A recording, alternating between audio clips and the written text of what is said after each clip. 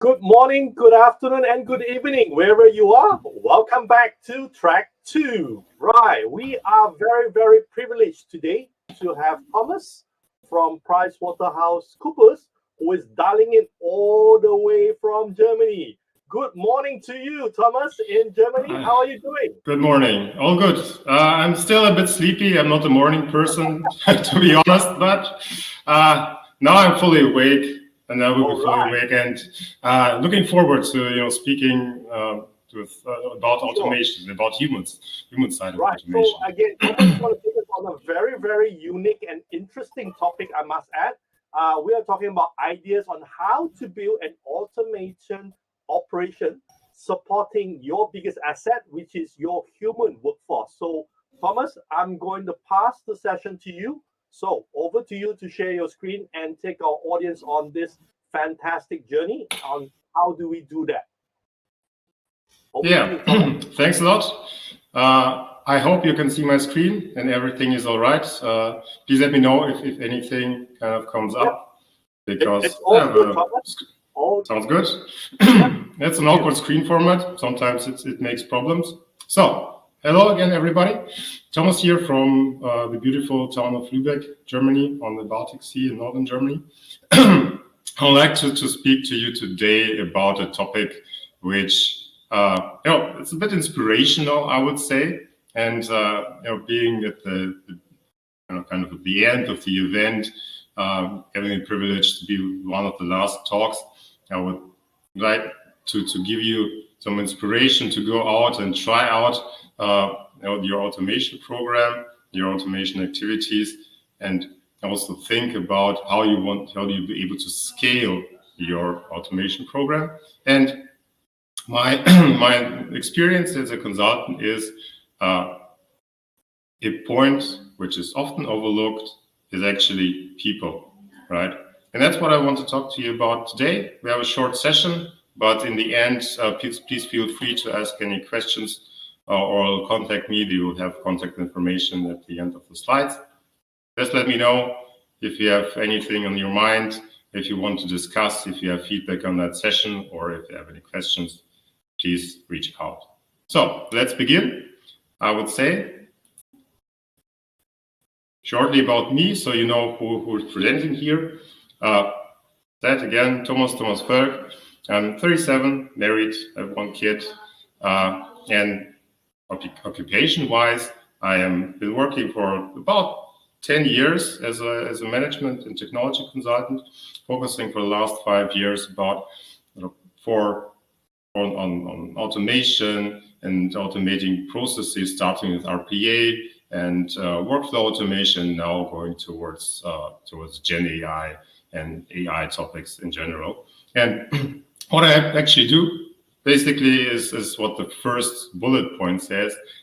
Me in my role, I'm helping businesses to realize actually the full potential of automation. Because what we've learned is kind of starting is easy, right?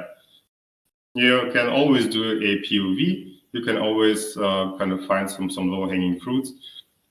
Start with automation, but then what, right? So the scaling is actually the hardest part, and that ties a little bit into the topic of the day for me. And I would try to help my clients kind of to push the automation agenda, to push the automation programs towards having a strategic impact, rather than automating some smaller processes and then never grow from there. Right. So basically, I have clients all over the world. Funny thing is, actually, a lot of clients in Asia. So it's not that easy for me. As I said, I'm not a morning person, but on the other hand, I very much like kind of this innovation spirit, which is present in your part of the world, and really excited to be kind of part of this also today, and hope for great conversations. One short disclaimer. As has been stated up front, I work for a large consulting and auditing company with processes which are actually hard kind of to get through. So right now from this session, I'm just for you to be aware, I'm presenting kind of as a private person, as somebody with experience in automation. I want to share that knowledge with you, but it's in no way connected to any of my of my clients or my employer itself.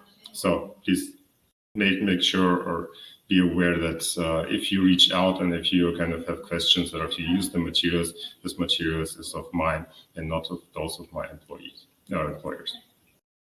So sadly, I cannot speak to you directly, but as I said, in the end, if you have any question, if you want to talk, reach out to me, contact me via LinkedIn, WhatsApp, email. I'm always eager to talk. And definitely would like to get to know you and where you stand on your automation program. So let's dive in. What I want to talk about today.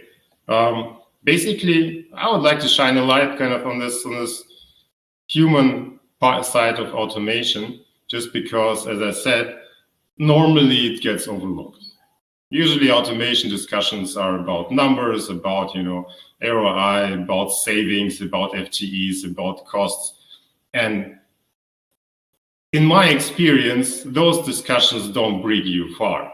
If you want to scale your automation program, you get stuck if you only focus on numbers.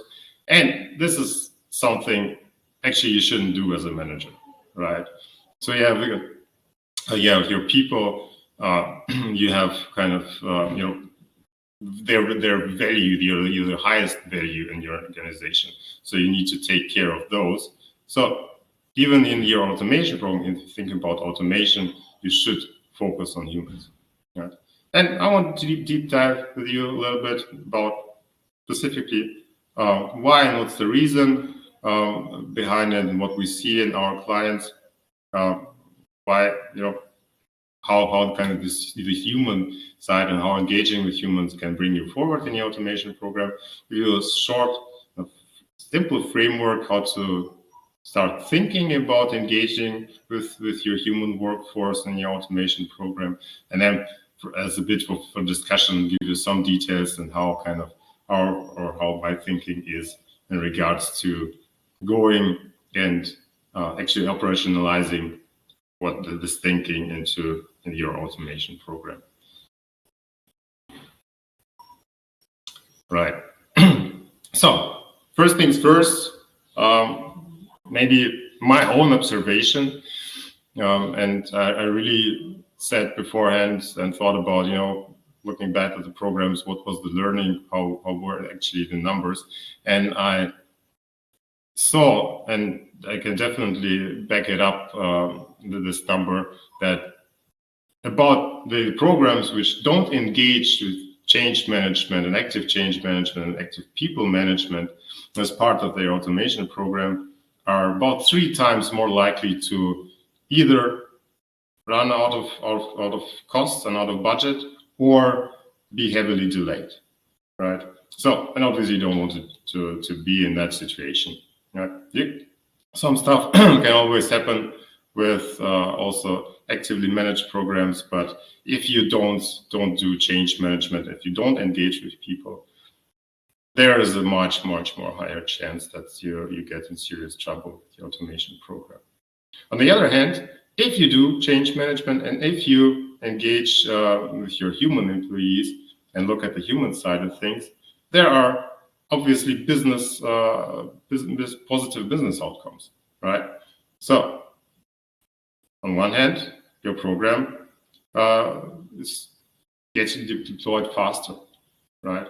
So your human workforce, your employees are prepared to go this automation way and are prepared to work with automations.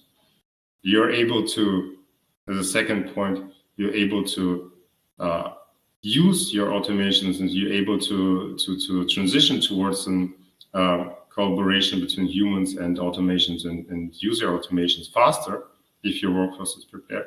And in the end, obviously, coming back to the numbers, everybody's in the business of making money. So your automations have their impact faster and are producing positive ROI faster if you're kind of engaged in change management and active change management in your program.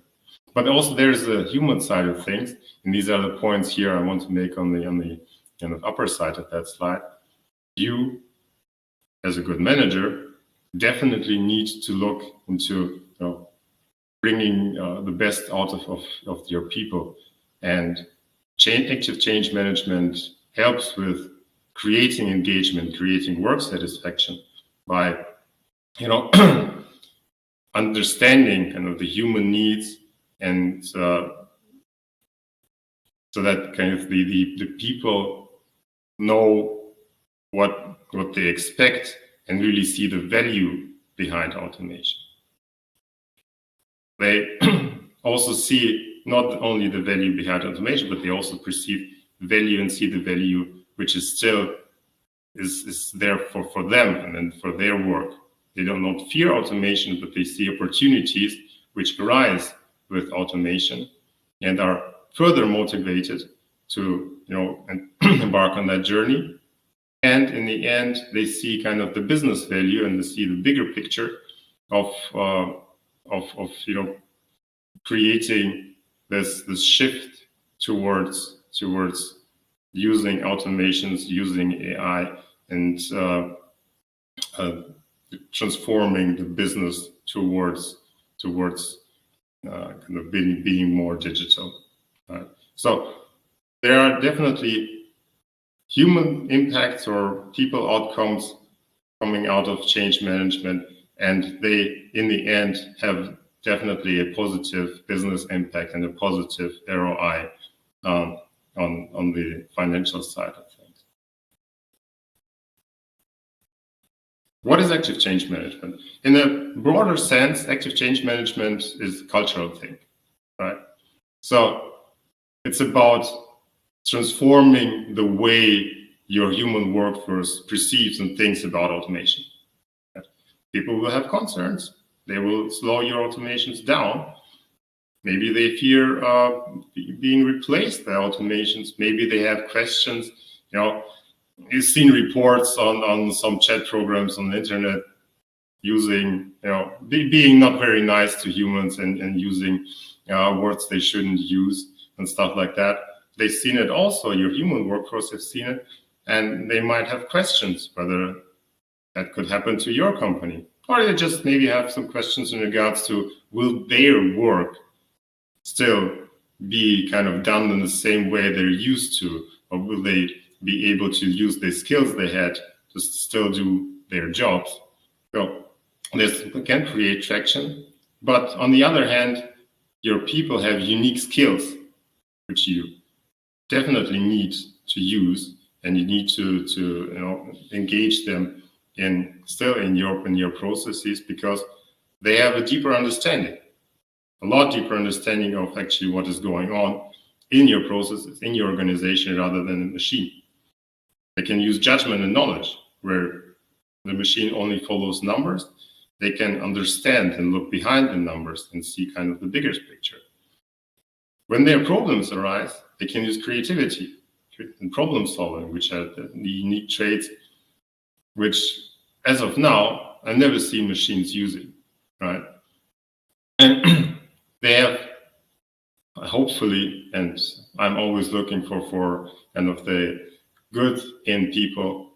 People I know definitely have kind of this sense of accountability and sense of understanding ethical aspects and sense of not wanting to do harm and being able to judge whether something is ethical or something is kind of is challenging and maybe could be perceived the way it should not be, in the sense that machines don't. So you want to use those traits, but you have to address this here. And to do so, you need to start that cultural change. You need to kind of have a holistic approach, which caters to both of those directions.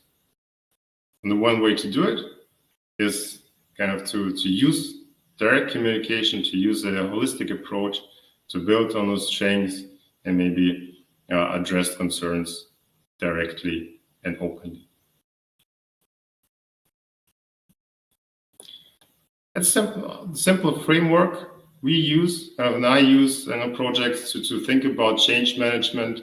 It's based on basically the way your human workforce is engaged actually in an organization, the way you hope that kind of or you see your human workforce being part of your automation program, and managing and operating kind of this change alongside your automation program.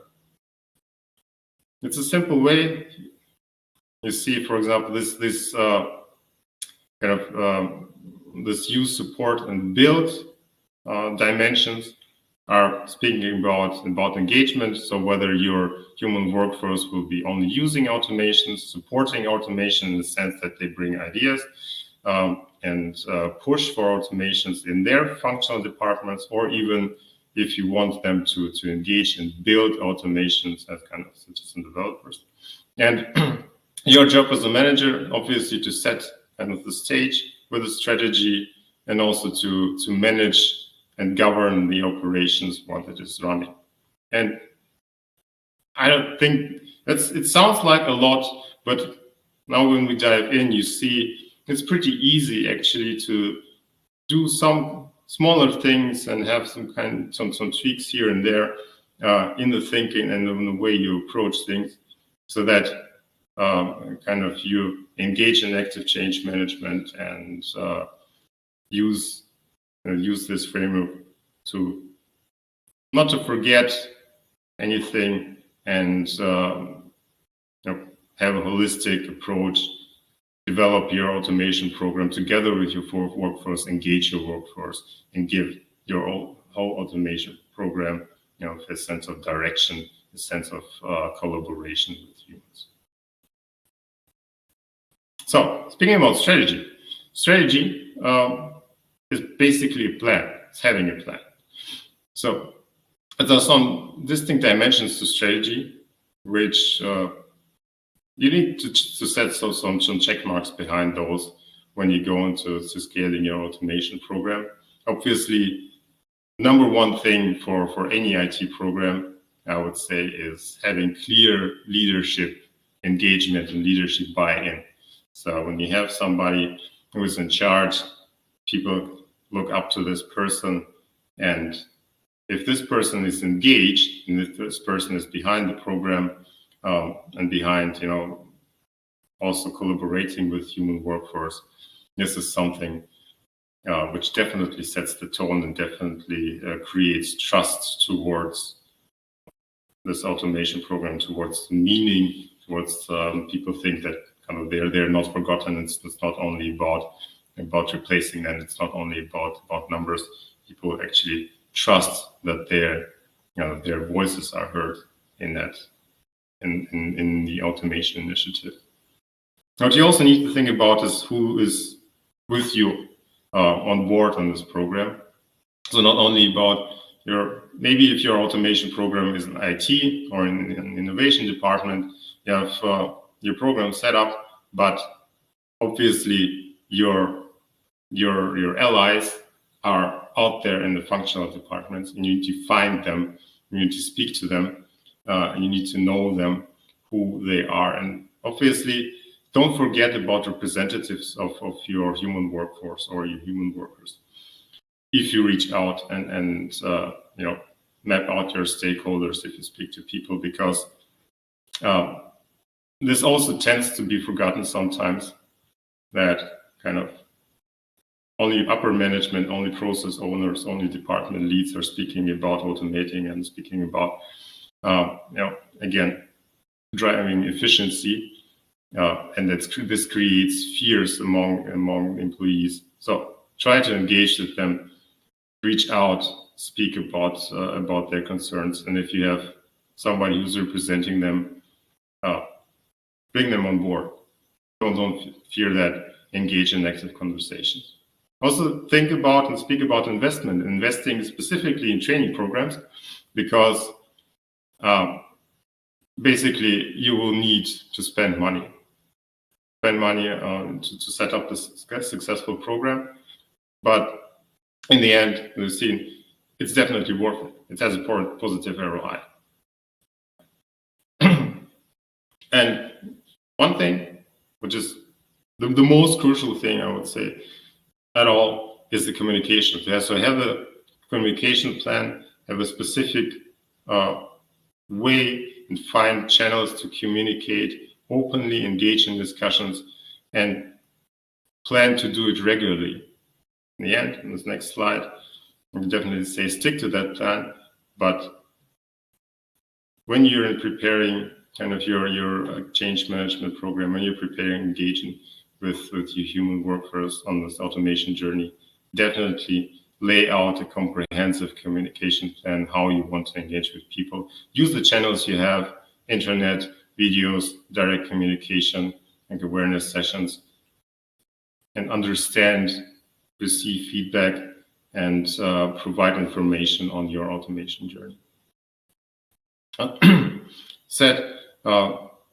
One of the main things, obviously also a strategy and program management needs to do is to create governance, to create clear guidelines.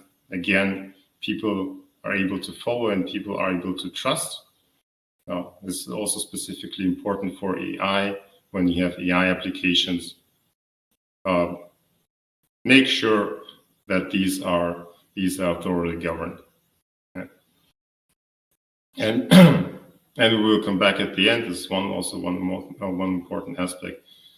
Think about upskilling people. Think about what automation means for individual journeys of people, how they can be developed into, first of all, get to know automation, start thinking about automation, start engaging in automation, and see automation as an opportunity to develop themselves, their knowledge, and their career.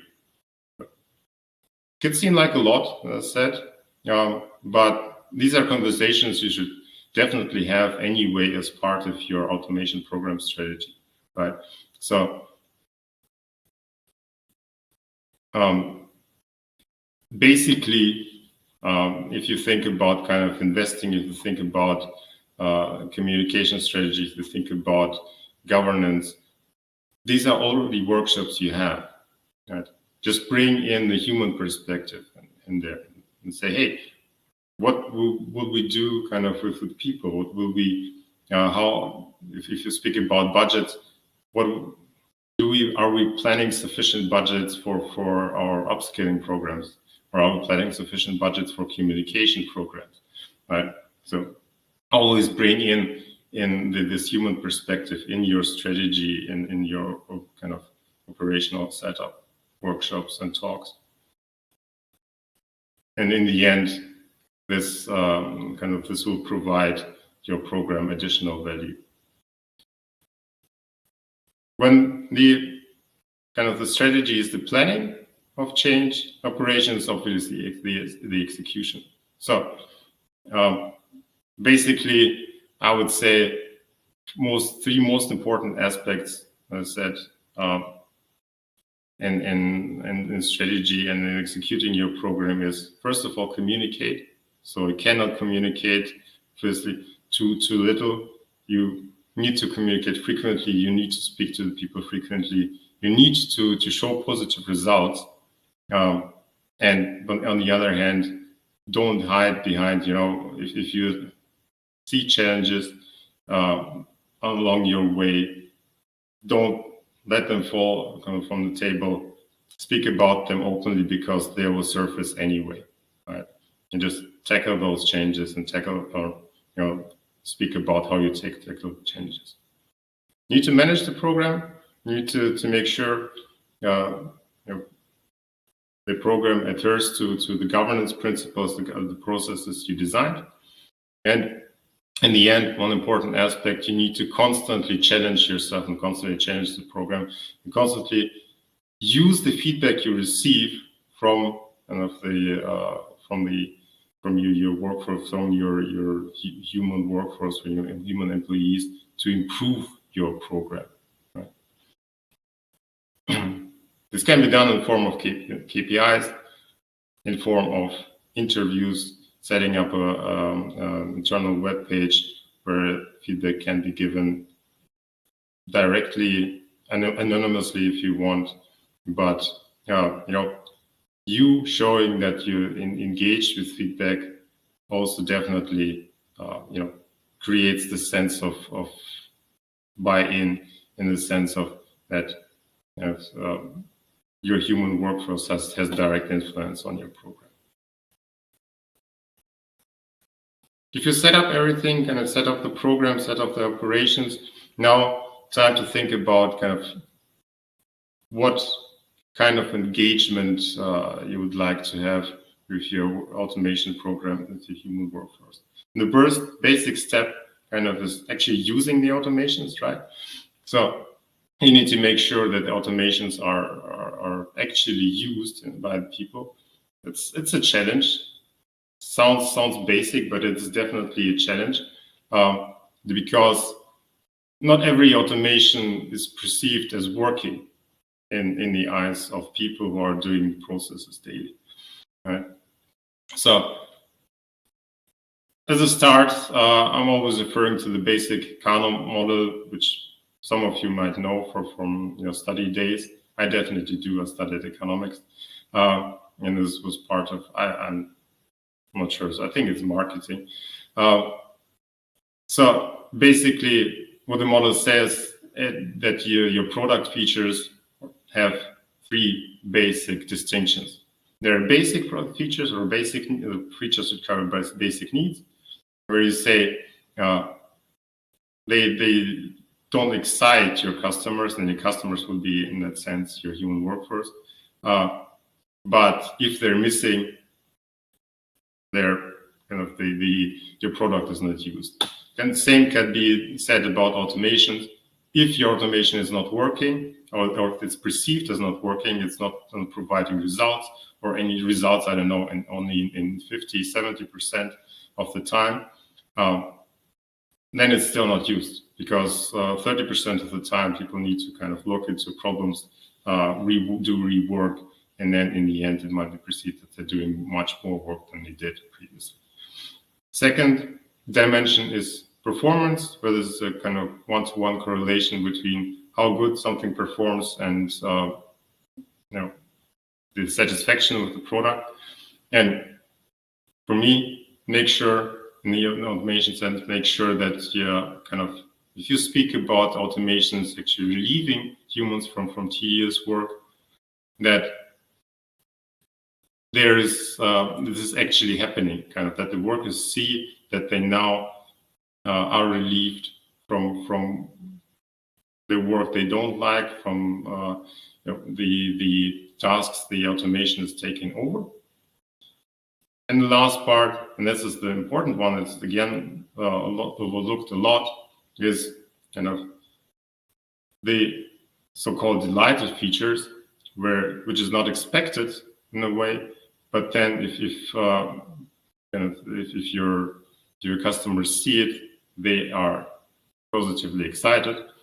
And this is an important aspect in automation, is to think about what the people will be doing with all that, with the free time they have if automation takes over tasks. Is there a way for them to kind of use that time to do tasks they actually like doing? Do they see more engagement, more fulfilling, or are they more fulfilled in their jobs? Is there a task which can be done when automation relieves them from other tedious tasks? And by the way, if you find such tasks, if you find such people, if you find such stories, publish them, communicate them, because these are actually the best promoters of your automation program, when people see that kind of they have a positive, truly positive impact from the automation. So, but one thing about GenAI, just a thought, kind of if you look at those adoption rates of GenAI, like 100,000 people, or OpenAI, ChatGPT, 100,000 people within a few days, millions within weeks, much faster than Facebook, Instagram, and whatnot. I would say, and this quote kind of underlines this line of thinking. It's not about having more possibilities with AI. It's only because people now see that their computer can talk and they can engage with them via kind of written conversations as they do with their mom, basically. So make your automations user-friendly. Make automations in a way that your human workforce is able to engage them in the way they're used to do it. So, and then this further pushes for adoption of automations and for humans using them. And the kind of the overall approach to creating automations, and this is actually the way also I speak with our developers about automations, and how we implement automation is based on kind of human-centered design philosophy, where first look at how kind of the processes are done by humans, where they might need kind of support from automations, where automations can take over tasks which humans are not very good suited to do or don't like doing. And then based on that observations, based on that understanding of actual human needs and actual human work, think about how can automations relieve humans, how can they empower humans doing the tasks and stuff they like to do, and leave tedious work they don't like to automations, to create a truly kind of helpful solutions which can bring the best out in human workers. And then when the automations are up and running, always think about how we can learn from operations, how we can learn from the way humans and automation collaborate, and how can we improve also on those aspects, and how can we improve the automation operation. Basically, if the next step from using would be engaging and supporting automation, just two basic ideas on that. You can have a centralized approach, and I would say you need both of those. You need a centralized approach where some form of the COE pushes the automation, and you need a community approach, kind of where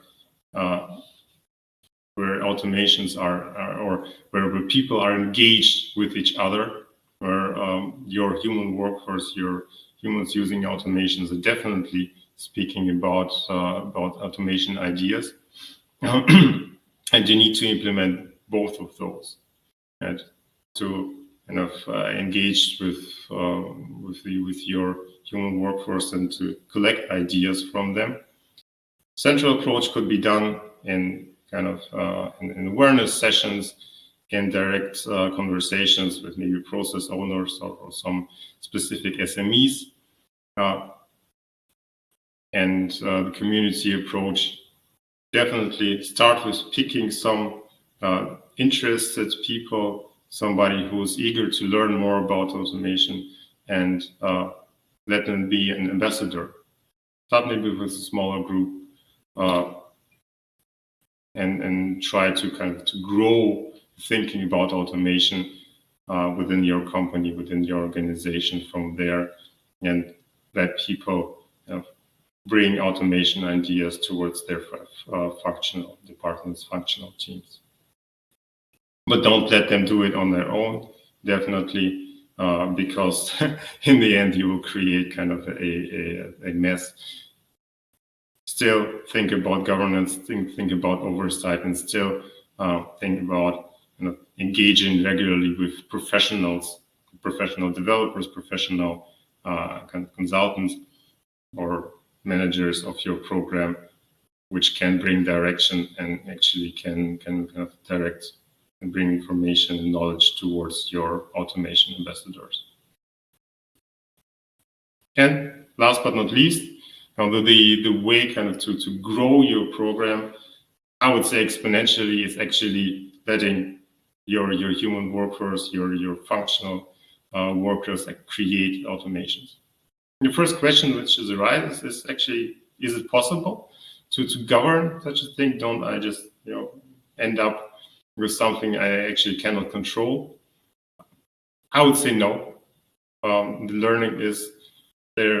The platforms, the automation, the technology providers have learned a lot and implemented a lot of technology which actually helps governing program. Second thing would be definitely training. As I said, set up your kind of training program or the automation program in a way that can be accompanied by a training program, so that people know about opportunities, about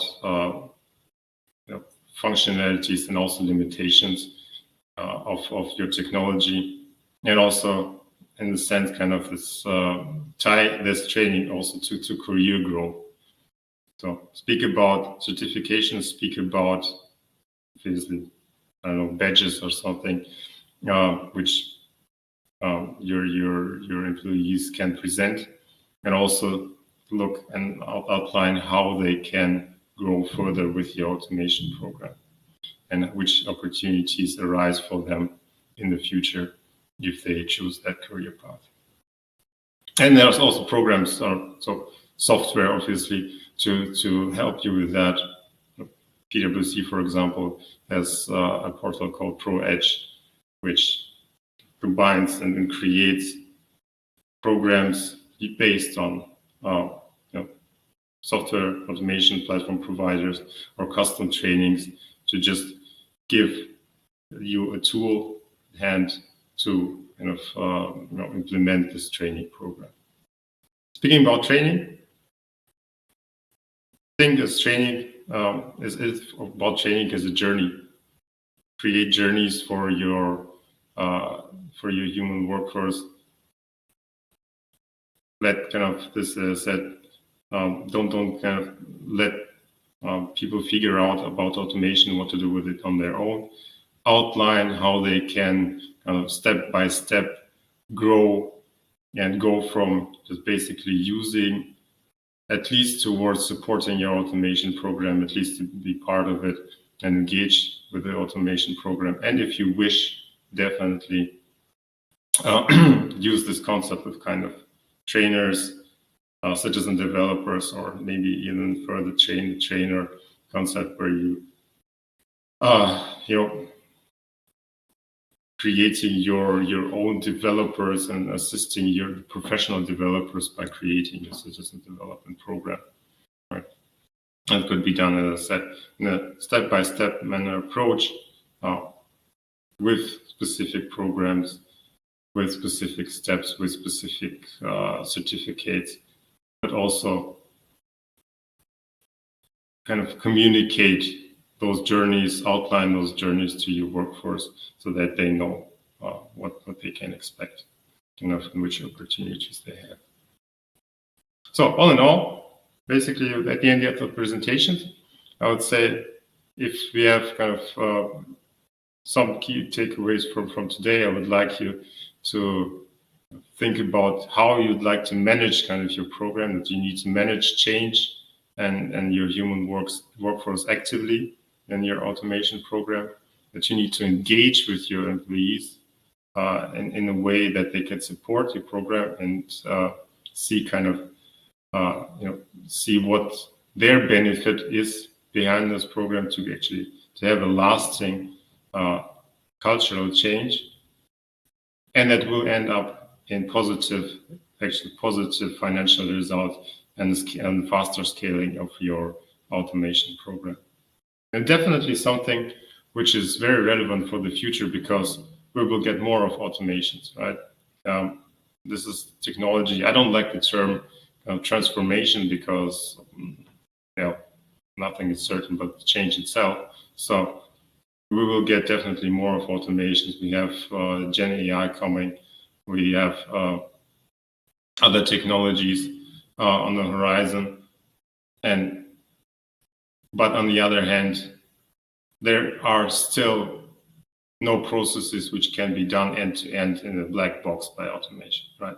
You need your people, so you need to think about upskilling, you need to think about how they will engage with automations, and you need to think about kind of how they will take ownership of the digitalization of their own work, of their own processes in their own departments.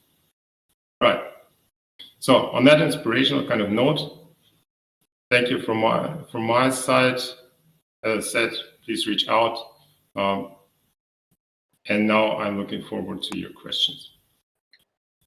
Thank you, Thomas. I think that was a very, very holistic approach that you mentioned in terms of the framework in engaging the human element side of things. I think a lot of times, right, when we start off with a digital transformation or adoption of a new technology, sometimes we tend to overlook the human element. Just to add to the conversation, a lot of time also when I engage with clients, when they were embarking on this kind of adoption, I usually tell them you need to be aware of the tipping point theory, whereby you need to get a certain number of people in your organization to be very excited, passionate about that technology, and you can actually slowly get that human element addressed as well. So that's something I wanted to share. Right, let's get into the questions from our audience. Allow me to project the first question on the screen. So the first question that we have is that in the context of automation, what roles do emotional intelligence, so EQ, and creativity play in the workplace? And how could this human qualities be preserved and enhanced? So I think it's very good, because when we look at automation, right, it's kind of like a black and white situation. But what now, I think the question is asking about the EQ side of things, the creativity that we all have in all of us. So how could we address that? Share a little bit of your thoughts on this, Thomas. Sure. Well, first of all, good question, and that's definitely a thing we need to do, right? So these are the human strengths, and we need to preserve them. Basically, I would say the easy answer would be actually in engaging human and automation collaboration, right? Right. So there will be no processes, even right now. If you think about any of the processes, any of the automation anybody is using, there is no automation which is 100% black box. You have humans at the beginning of the process, you have humans in the middle of a process, kind of a human in the loop, or at least somebody who's overseeing the process, and you have humans receiving the results of the process, right? So I would say you will not get rid of the humans in the process, right? So you have always the ability to kind of use their positive traits in creating exciting products and creating great customer delivery and creating interesting daily work, right? Correct. So I would say the actual kind of focus should be not on replacing with humans with some form of automation which can replicate those traits, right? But rather think about how can automation, if I employ automation in the process, how can it relieve the human from tedious work, from time-consuming stuff, for them then to shift more towards tasks where they actually can use all those traits, like that emotional intelligence, creativity, and be kind of the best best human they could be. And an example for I had from one client of mine from the pharma industry have highly skilled engineers working in drug development, but they part of their job was to tediously write reports on drug development, right?